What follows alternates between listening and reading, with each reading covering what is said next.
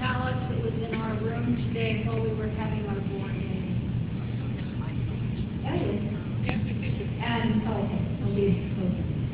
so I brought it in here tonight on purpose so that the covenant and the discussion that we've had today and that we've been having for the last 5 years could be with you in this lovely space. Let's be.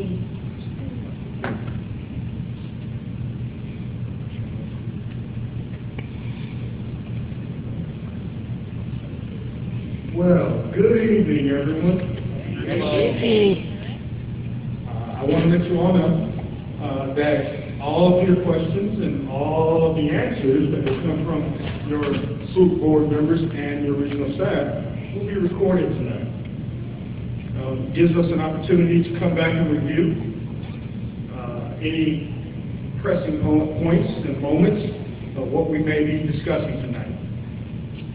So let me start off with introducing myself. I'm Louis Morris, and I'm practically the newest, sorry, Marjorie, the newest member of the SWUUC Board of Trustees. I've only been serving for now for 2.5 years, 3 years? 3 years.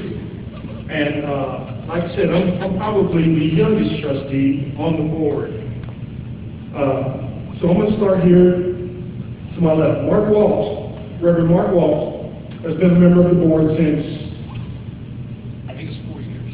4 years.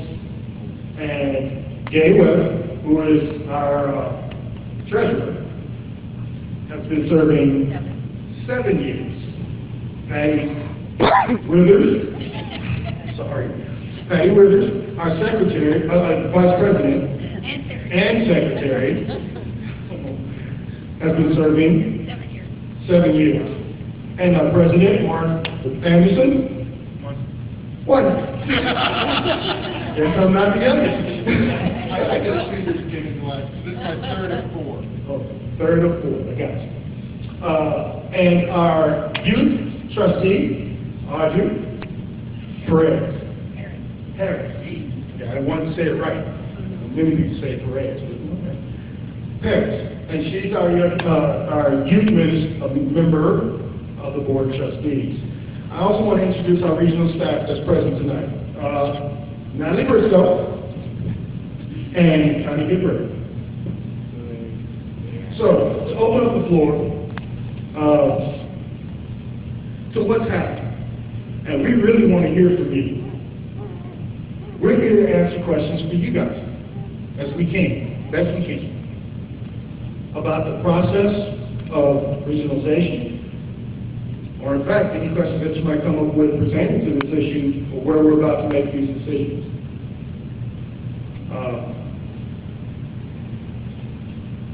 I'm proud that we are here today. I have been involved in much of this process for the past 3 years, and I will say it is an amazing feat to be at this point. It is absolutely incredible of all the hours and all the time that was spent by not only this board, but the other 3 districts. So, at this time, I'd like to open the floor for you guys. Paulette?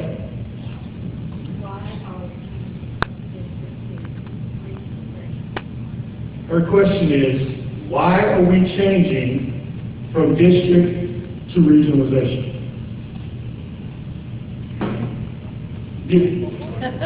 Let me give you guys an opportunity to volunteer to answer that question.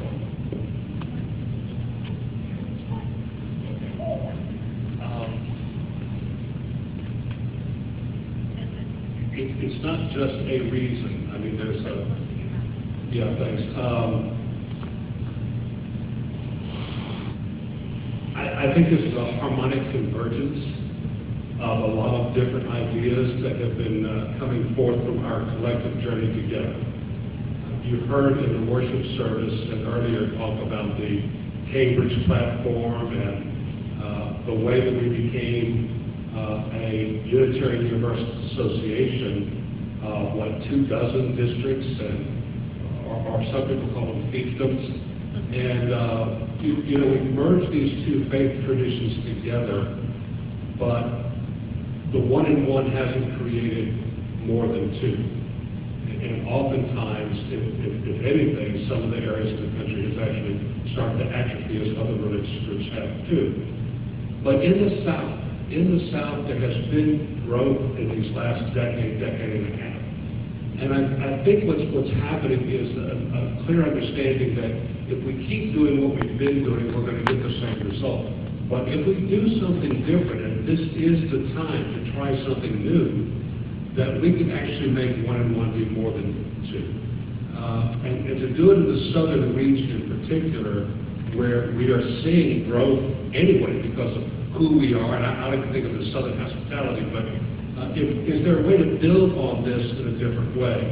The parable that Jim and his team showed us about really turning towards each other and seeking a new kind of linkage, I think is the absolute reason for doing this. And I will tell you that in my own personal experience, and I'll cede the microphone back, this is not about us. It's just about finding out where your anxiety might be. But what I have seen personally these last 4 years is I've seen the clergy look towards each other for support and clarity and vision and purpose and ways to get in trouble together that does lift our core values into the beloved community. I've seen clustering start to occur. I live in the Dallas area, and so our church is a part of the North Texas cluster. 15 churches now have banded together and are doing some amazing things because we're looking to each other to be responsible for and to each other for our congregations and how we share this journey as Unitarian Universalists. So I can't even begin to tell you how excited I am about what's already happening as we live into this change these last 3+ years. And I only see great things from this point forward. We're making new friendships, we're finding new ways to work together, and we're looking to each other for vision, energy, and purpose. And I think it's really taking effect. Thank you, Mark. Next question.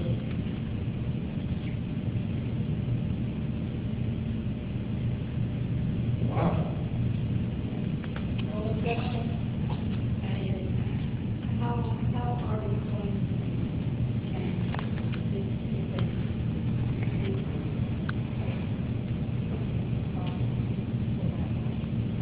Well, that's basically asking, what is the process from going to district to regionalization?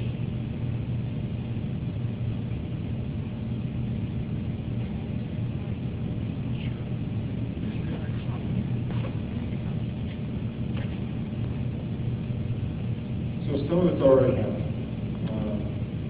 The boards of the 4 districts got together in December of 2010 in Orlando and came up with the Orlando plan.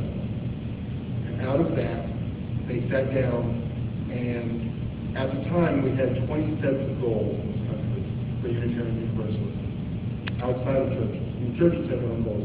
Each of the districts and the UUA each have their own set of goals. So out of the Orlando, I can hear myself. Out of the Orlando platform, we felt that we did not need to have separate goals for the UUA. We trusted the UUA board to be our visionary. And so we suspended our goals and have since done away with the goals that we set for our district.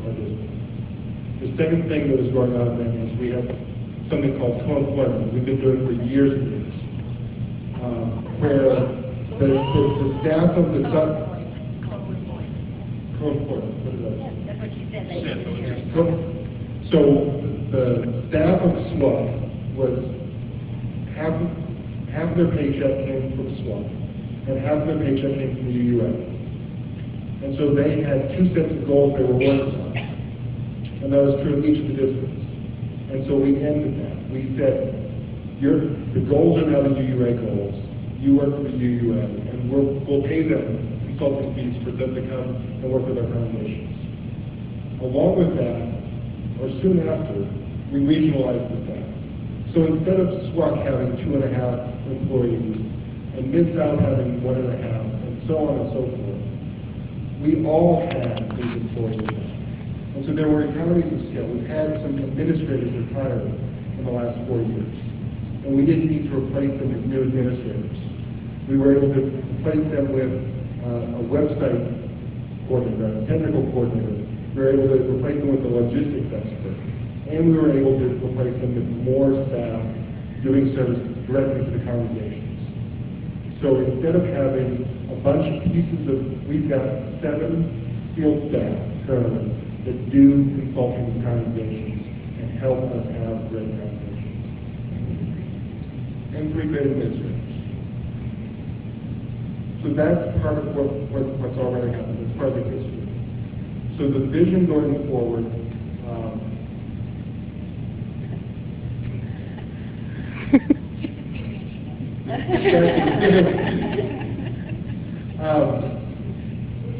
so we're going to create a council of elders.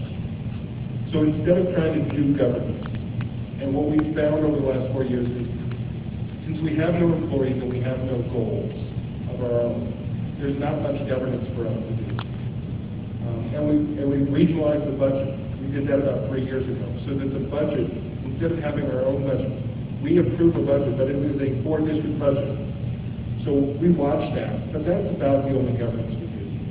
So instead of doing that sort of governance work, we want to do generative work. And so we've created the concept of a council of elders.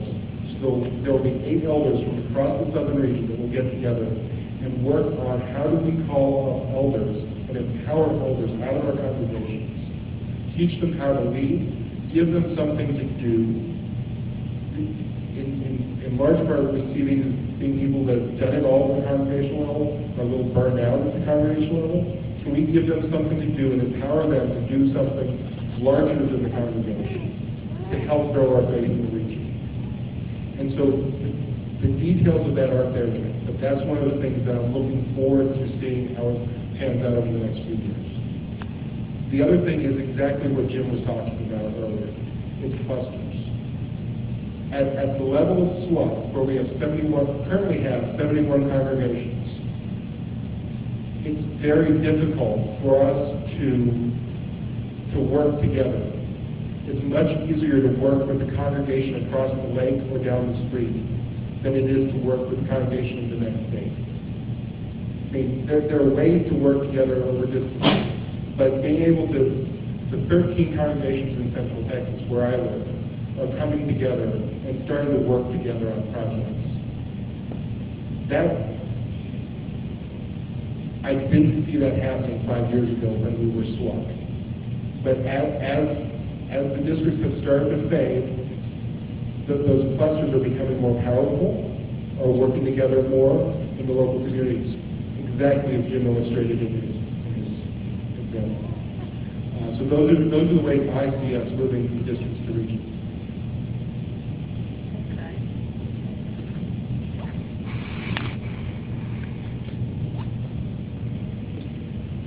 What is now happening at the district level program-wise continues.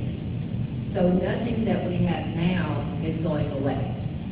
We still will have the geographical boundaries of the Southwest District when we will refer to this as the Southwest District.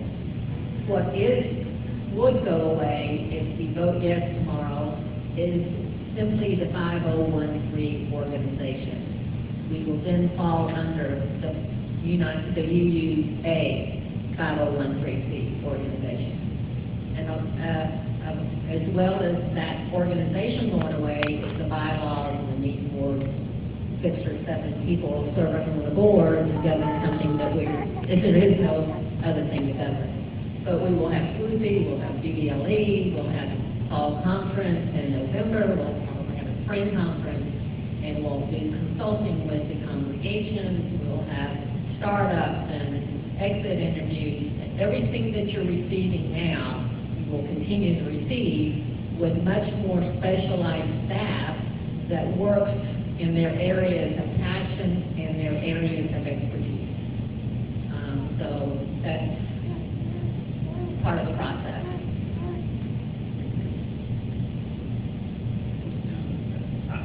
think that was what he also SWUUC, the ministers are still the ministers are still also going to keep the integrity of our clustering and our support for each other. But I really love what you said about the keeping the things that we do that build our faith are still very much intact. But the idea of being able to create other, how do you say it, Jim, GUUNO clusters and INTOOK and these other things, to bring us together, creating good church and changing the nature of our communities that we serve. The other thing about clustering those we're experimenting with too is, how do we cluster based on our interests or size? Why does it have to be the church down the street? Maybe all the churches or all the fellowships or all the churches that are really the social justice or feeding the poor, whatever, that we can create a cluster around our shared values.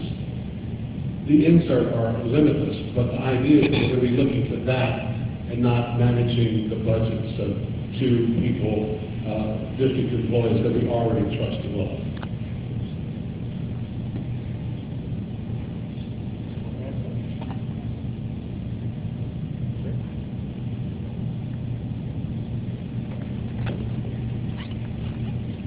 So I have a little bit of a long question. So I get the logistics and the governance reasons and the financial reasons for disbanding. I'm totally on board with that. My major item in like the column of the pros and cons list for this idea is just numerically, if all the districts have no more boards, that's less, and we're going to sort of maybe an 8-person council of folks. I'm not super sold on the term elders, but that's just less people across the region and less opportunities for leadership, and I'm mostly concerned with opportunities for leadership, particularly for youth and young adults. I believe currently there's a youth observer position on the SWUUC board? Yeah. Yes. There's 2? Okay. Okay. Youth member and a youth observer. Yeah. So a voting member and an observer specifically for youth Yes. leaders. So my concern is that might disappear when it goes to just an 8-person across the entire region council of elders. And I know the term elder doesn't refer to chronological age. I actually gave a sermon on that here, being a 26-year-old elder in this congregation. But I think the term has sort of chronological implications. But anyway, so my concern is just maintaining youth and young adult leadership opportunities within the district and the region and not losing that, because I think it's super vital to training leadership for the future.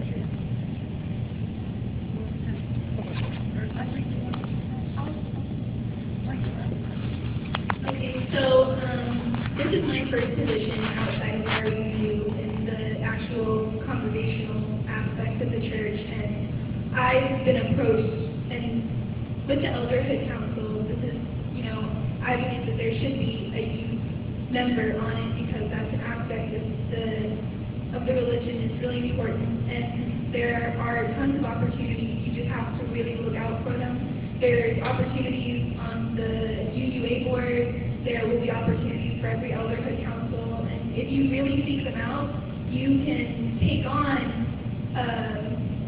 a role that wouldn't usually be given to a youth. That usually wouldn't be given to a youth because you seek it out, you've proven yourself worthy of whatever position you want. And I believe that that's the most important part, and that the elderhood is just, a term that was, in the Cambridge platform, and is something that we've been using for a long time. And yes, it can have connotations, but what you do with that word is more important than anything else, because if you prove yourself worthy of whatever position you want, it doesn't matter what your age is. I neglected to introduce a absent board trustee, and thank you for bringing that up, because we do have 2 youth on our board. Audrey is one, Ben Dittmars is the other. And he couldn't be here today because of his school schedule. So I apologize for missing that. I offer my sincere apologies for that. I'd like to mention also that it's at the regional level, but it's organized by Scott Taylor, who is the lead of congregational life at the UUA. he has developed an advisory council with representation from the various districts. And the person we nominated from our district is Erin Sullivan, who is a youth. She was the youth trustee on the board, and we nominated her to that. And so she is on the advisory council at the UUA level, representing our district for the Regional Advisory Council. Also, the rallies are going to continue. They're separate from all of this, just like the ministers are continuing meeting and the religious educators will continue meeting. And there are all kinds of youth positions open for rallies, for leadership at the, to be one of the co-deans or something like that, plus at URU, and URU is continuing. So there are many leadership possibilities that are built into our system already that are not going away. And if youth can fit being an elder outside of their congregation into their schedule, which is difficult. I mean, until you get out of college at least, it's hard to fit something else into your schedule. The opportunities are there.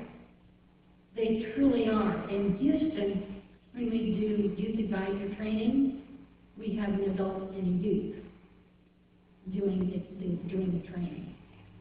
So the opportunities are there. One other component is, I don't know if there's a full understanding of the difference between an advisory council and the elder council. The advisory council is what Patty just described, with two individuals from each region working with Scott Taylor on programming and staff and that kind of thing. The Elders Council is a separate entity, and congregations nominate elders to that council, and those people help build the faith. They'll be working with congregations, they'll be working with clusters, they'll be doing some of the programming. So that's an area where a lot of leadership can use, as well as adults or elders of any age can participate. So there's multiple routes to leadership.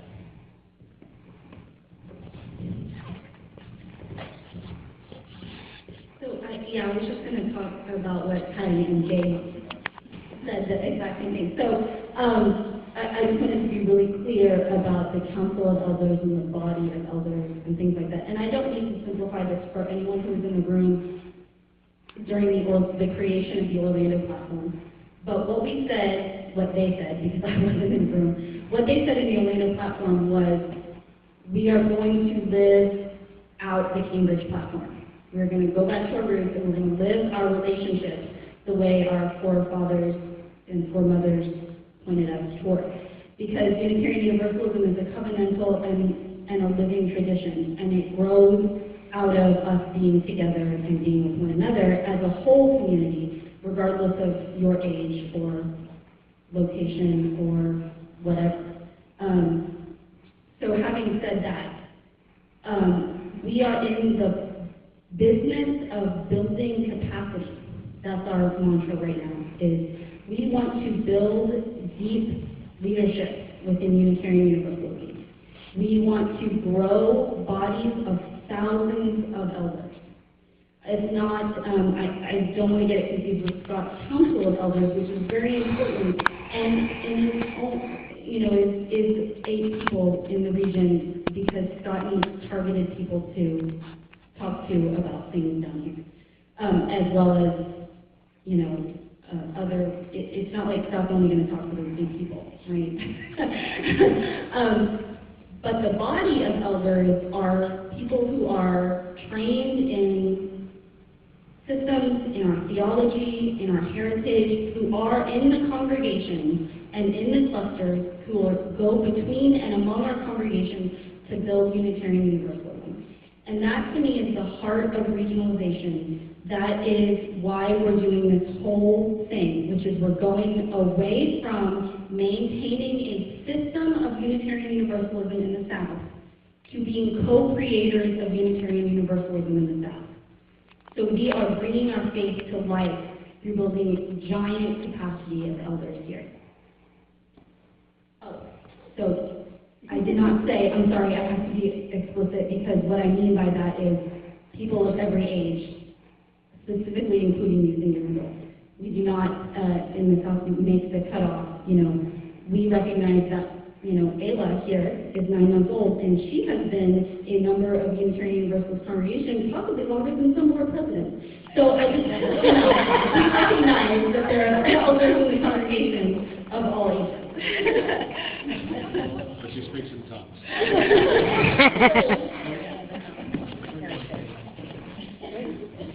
Say one more thing about that coach.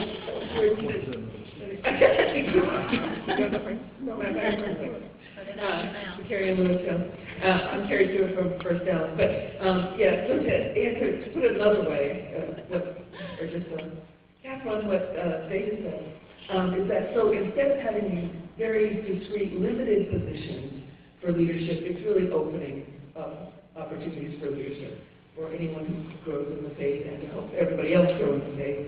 And it's also a way of living out shared ministry, right, with our congregational life staff, with our personal clergy, and DRE. So it's really an opening up of leadership. That's what I say, Wes. You're pretty good. Carrie and I work together a lot on a lot of different things. And to piggyback a little bit on what Carrie just said, and what many of our board members have already expounded upon, is you hear that number 8 for the council level. That's not a locked number. It's going to be for our initial, that's what we need. But it has the potential to grow. The potential. So keep that in mind when you're thinking about that locked number, 8. It's not set in stone, that'll stay there. You follow me? So as we grow as elders, as our congregation put elders into our notifications, we continue to harness those and move them up as we see places for them to fit. Okay? That includes our youth and young adults, most especially. Now, any more? Yep. So how does this change anything on an individual church's level? Or does it? Does regionalization? Yeah, does it change anything on... So let me see if I can understand what you're asking. Okay. Is how does regionalization change anything for congregations, individual congregations? Yeah, sounds good. Sounds good? Sounds good.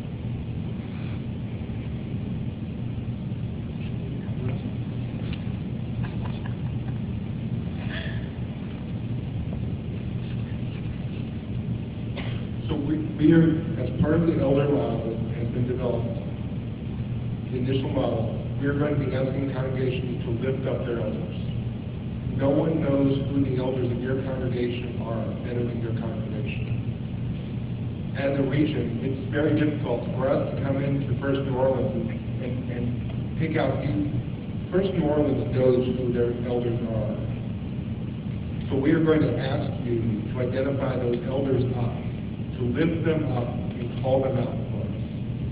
So that's the biggest change I see in congregations. The other change that I see is that you will not be sending delegates to this spring assembly, because we are not going to be, we won't have the bylaws, we won't need the spring assembly to do a business meeting, so we won't be delegates.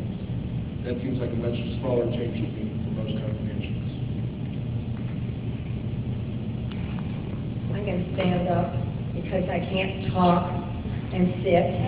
Okay. So I'm going to stand up, and what I'm going to say is that we also see this from a staff point of view, that we have a finite amount of energy and time to give congregations. Congregations need many more services than the 7 of us. that travel around can possibly give.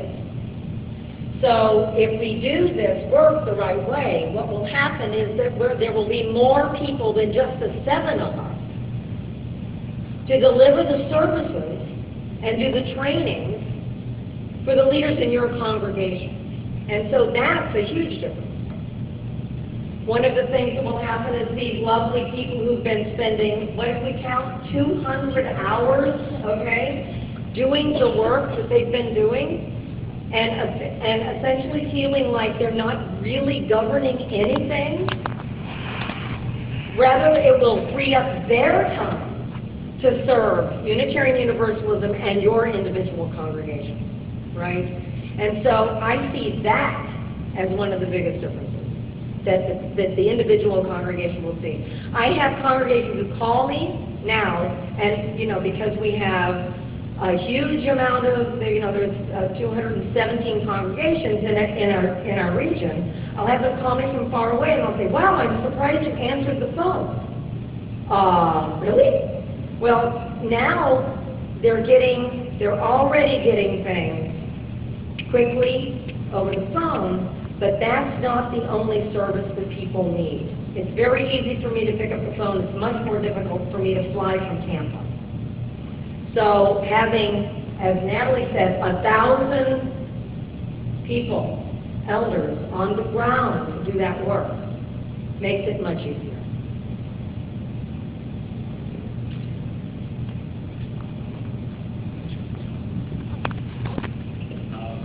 And thank you for saying about standing up. I feel the same way. Thank you, Connie. One of the things to answer your question specifically, you see 7 people up here now.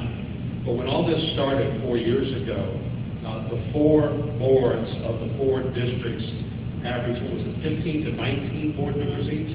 So we've already reduced this down to, 28 from whatever that number was.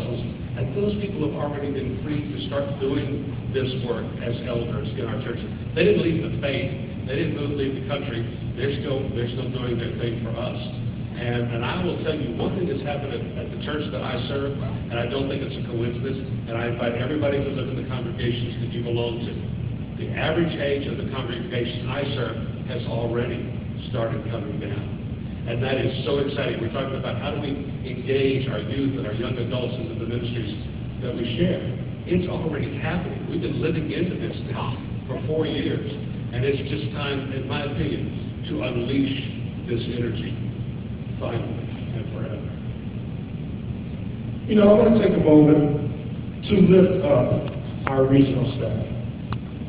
Those 7 individuals on our regional staff fly many hours cross country sometimes to go to see some of our congregations in times of crisis. That is a lot of work. I mean a ton. And when they get there, they don't know what they're getting into until they actually get into the work. It could take weeks before they actually get a result. The work that they do is so important, and it is so time intensive that there's no way they can serve us all properly. There's absolutely no way. So having elders, this is another benefit. Give the trainings when they're available. Become an elder so you can also help them. Their job is hard enough. Their job is really hard enough.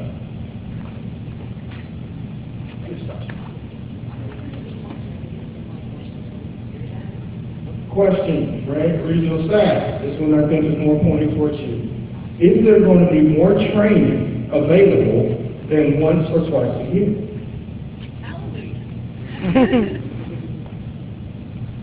Well, there already is. If you read through the packet that you got from Ken Herto sent out his leaders, the report on the region, you see the list of things that have already happened. There's like 50 trainings a year, okay? Some of them happen at DBLE in SWUUC, Dwight Brown Leadership Experience and Southern Unitarian Universalist Leadership Experience. And some of them happen in cluster events or in single congregation events. So they happen at a lot of different venues and a lot of different times. So it's not just 1 or 2 times. One of the things that has to happen is that we have to be in deep relationships.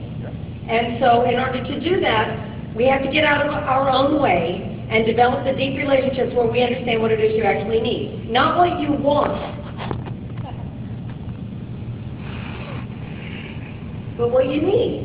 And that really is a discussion and a relational piece of what you can say what you want, and then in the discussion we come to what it is you actually need. Well, we want more money, but in order to get more money, we need more members, we need stewardship, we need. And so what is the real training? What is the real training? And so part of it is to be in relationship. And so a piece of what I loved the worship service, because a piece of what they did was to talk about how much stronger we are together. We're a small movement that is already having a great effect on the world, and if we were larger, what larger effect would we have on the world? More love, more hope, more joy, more justice, right? And so there's lots of training in this, but we have to come together and figure out what are the next steps that we need to do. And we need to be practicing shared ministry with you in order to do that. Because we can sit back here, Natalie and I can say, here's the plan. And you get out there and you start delivering the plan. It's not so much the plan that everybody needed, right? And it has to be in relationship with the congregations and with the clergy and with the religious educators to figure out what it is that will actually move us forward into what we're going to become, what we're going to be next.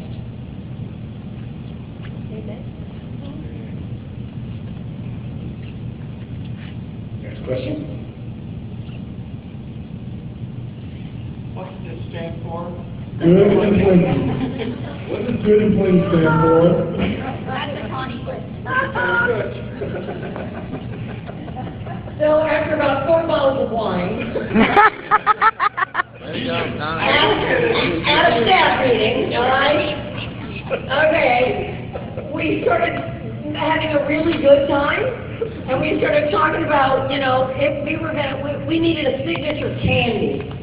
And so Good and Plenty came up because we wanted to be good and plenty, right?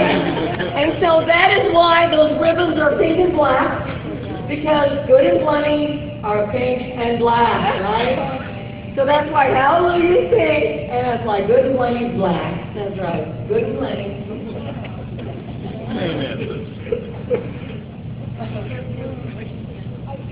I just have a very brief question. Does it look like we're going to have a 4 middle limit question? Yes.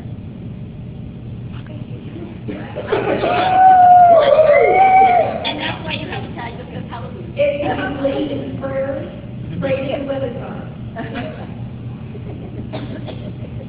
But we won't have that 11 tonight.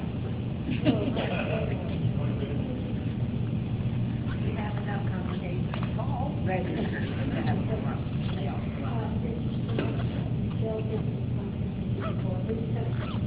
If we're not having delegates at conferences anymore, who's coming? That's part of living into the future.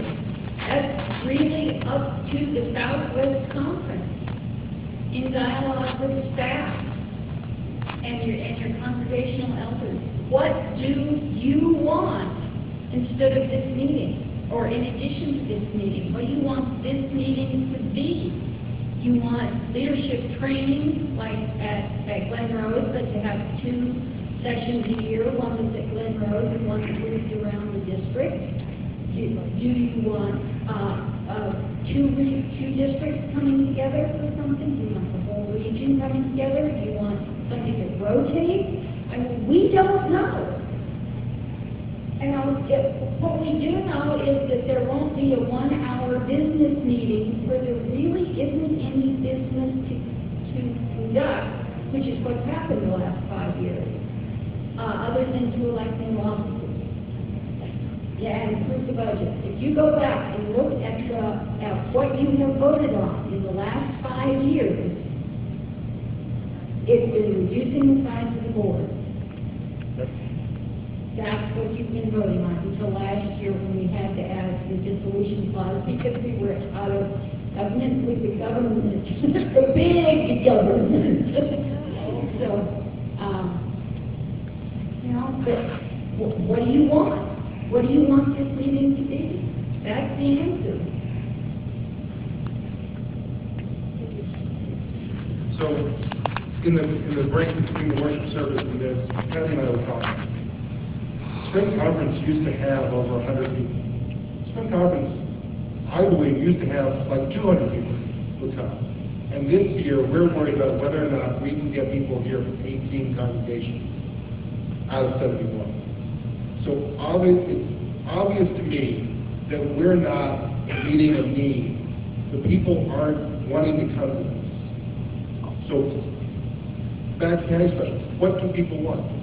How can we give you something that's going to be valuable, something that's going to bring 100 or 200 people together? Is that more training like Tasha was asking about? Is that some sort of elderhood council? Is that a party?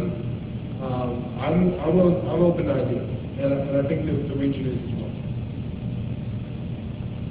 So I just want to say, when the question is who will come to these things, my answer is you. You are deeply, deeply invited to Southern Region events, and you can find information about them at uuaSouthernRegion.org/events. There's also a flyer I'll be handing out tomorrow with a calendar that has the rest of the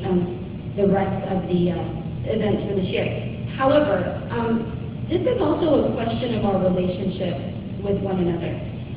We need elders.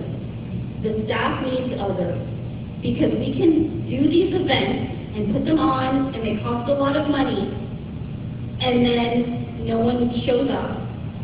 We need elders to tell your congregations about the event and to get a contingent from your congregation to come.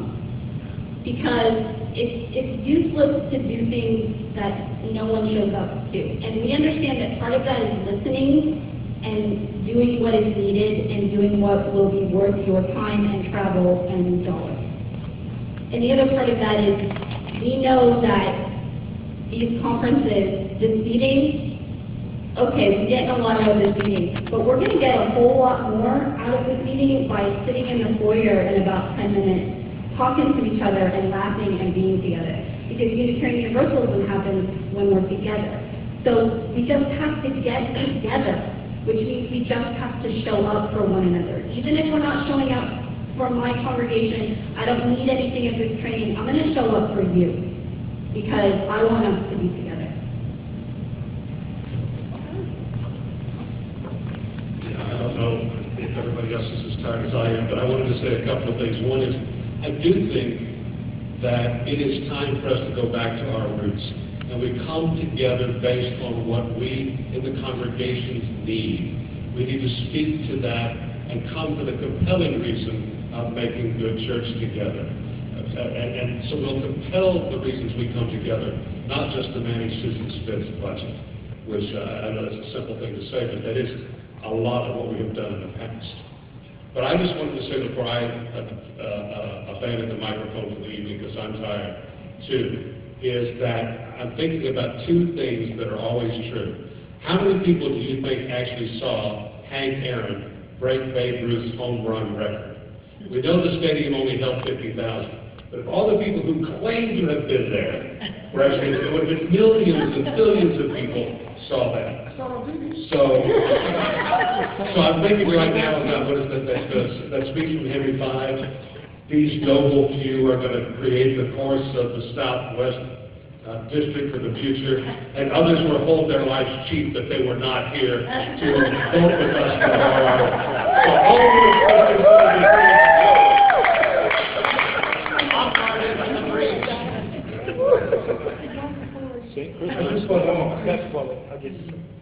I just want to hold up and echo what these people have said about the purpose of the district.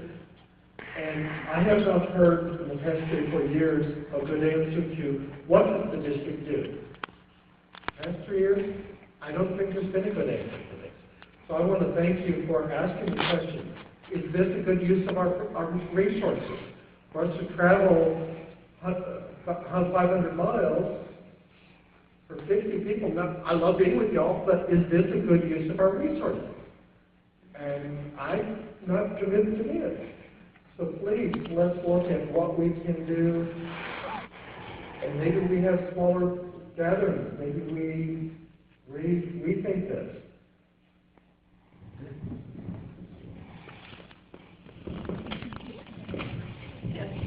Changing from the district system that we've been working under for years to government, will this allow us to actually get more done, do more, and really just talk about it? Okay, does she answer that question? Can we say that right all together? Change.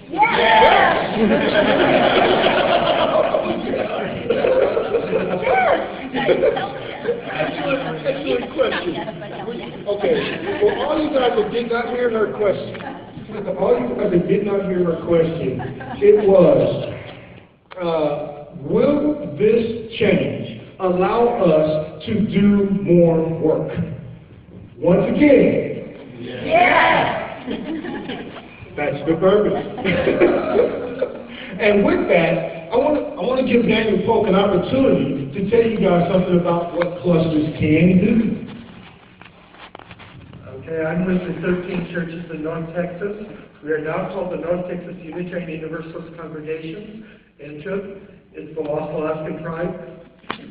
Jim mentioned earlier the acronyms. We used to have, I think the worst, NGAUS, North Texas Association of Unitarian Universalist Societies. Not us. Not us. I used to tell people it was more accurately pronounced not house. But we have been doing things for decades. We do things that could be replicated elsewhere. One of the advantages is that you can get to a gathering and get home in the same day. It's a 2-hour drive to the center of the cluster, 3 hours from one to the other. You can get to something and get home the same day. You can't do that in the district. Some things like teacher training.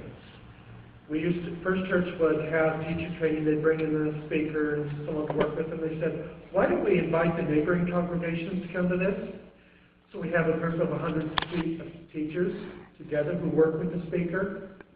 And then I said, why don't we do this model with trustees and board training?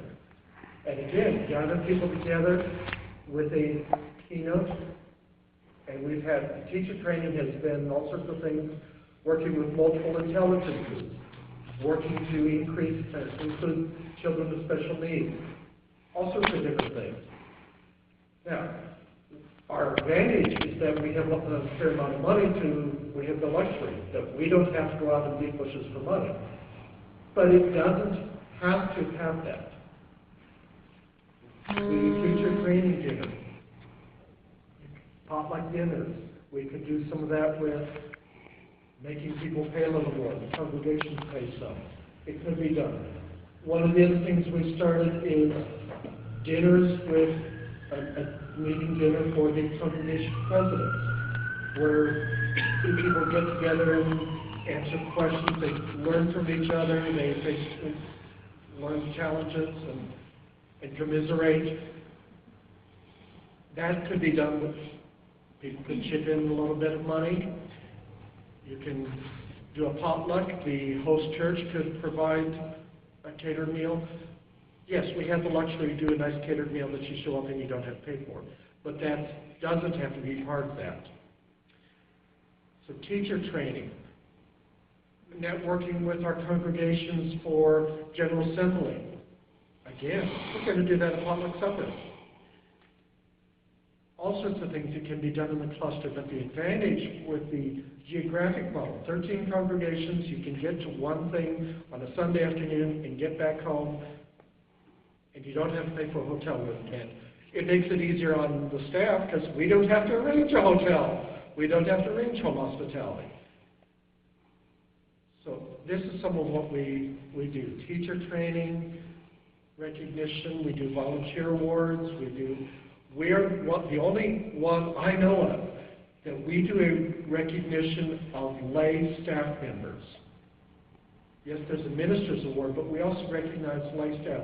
We're the only entity I know that does that. So all sorts of different things we do. Social justice things. We coordinate our entry in the Pride Parade. 200 some folks, and I'm hoping it's going to even be bigger this year in the Dallas Parade, which is a big hoopla. Leadership training. Yes, all sorts of things. Now, I said money. We have about $3 million in the endowment. Oh. How did we get that money? Anybody know? A couple of people know. Nobody died and left us a chunk of money. 45 years ago, there was a federal program using subsidies for housing, pre-built affordable housing. The first integrated apartment complex in North Texas. We had on-site social worker, on-site healthcare worker, parenting class, GED class. It was the very model of what HUD wanted to do. And when they went to other groups across the country, ours was the one they referenced. About 10, 15 years ago, the place was needing repairs, rents were up near market rate, the subsidies were gone. We got a good offer of the money on the place. We took the money and ran, and it's been invested very well. So in that sense, we got very lucky. But the project is what brought people together, just like your center here in New Orleans. So kudos to you for all this, and I hope this is giving you some ideas. Wow.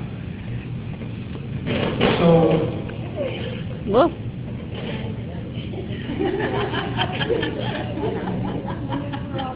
yeah, it's now 9 o'clock. Well, I mean, it's 9:03. I think we've been at this about 33 minutes. And I'm just going to say thank you for being here. Mark is going to close us out this evening, and we're all going to go get some rest. Go your way, knowing God's the answer to all things. It's speaking always the answer to one more thing than you know. I hope you all have a wonderful evening. I look forward to seeing you all back here at 8:30 tomorrow morning. We'll have a light breakfast, and we'll have some presentations from Peter Steinke. Bigger guys. We'll have some great thoughts.